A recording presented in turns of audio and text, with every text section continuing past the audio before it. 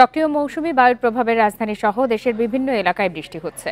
আবহাওয়ার পূর্বাভাসে বলা হয়েছে, ঢাকা, রাজশাহী, চট্টগ্রাম সহ 17 জেলায় ঝোড়ো হাওয়া সহ বজ্রবৃষ্টি অব্যাহত থাকতে পারে। এদিকে রাতভর বৃষ্টিতে ডুবে যায় রাজধানীর বিভিন্ন এলাকার অলিগলি। ভোগান্তিতে পড়েন শিক্ষার্থী ও অফিসগামীরা। আশ্বিনের মাঝামাঝি সময়ে সক্রিয় মৌসুমি বায়ুর প্রভাবে সারা দেশে বৃষ্টিপাত বেড়েছে। বুধবার সন্ধ্যা থেকে ঝুম বৃষ্টি হয় রাজধানীতে, যা অব্যাহত থাকে বৃহস্পতিবারও। ধারাবাহিক বৃষ্টির কারণে ডুবে যায় রাজধানীর বিভিন্ন এলাকার অলিগলি, রাস্তায় কমে যানবাহনও। এতে কাজে বের হওয়া সাধারণ মানুষ, শিক্ষার্থীরা পড়েন ভোগান্তিতে। নির্ধারিত সময়ে গন্তব্যে পৌঁছাতে বৃষ্টি মাথায় নিয়েই রওনা হন অনেকে। হেঁটে যাচ্ছি আমি, রাস্তার পুরোপুরিটাই জাম।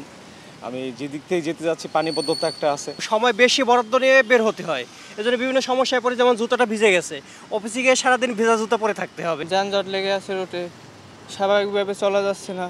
আবহাওয়া অধিদপ্তর বলছে, সক্রিয় মৌসুমি বায়ুর প্রভাবে উত্তর বঙ্গোপসাগর ও বাংলাদেশের উপকূলীয় এলাকায় গভীর মেঘমালা সৃষ্টি হচ্ছে। এর ফলে বৃহস্পতিবার দেশের সব বিভাগের অধিকাংশ জায়গায় বৃষ্টি হয়। সেই সঙ্গে দেশের কোথাও কোথাও মাঝারি ধরনের ভারী থেকে অতি ভারী বৃষ্টির সম্ভাবনাও রয়েছে।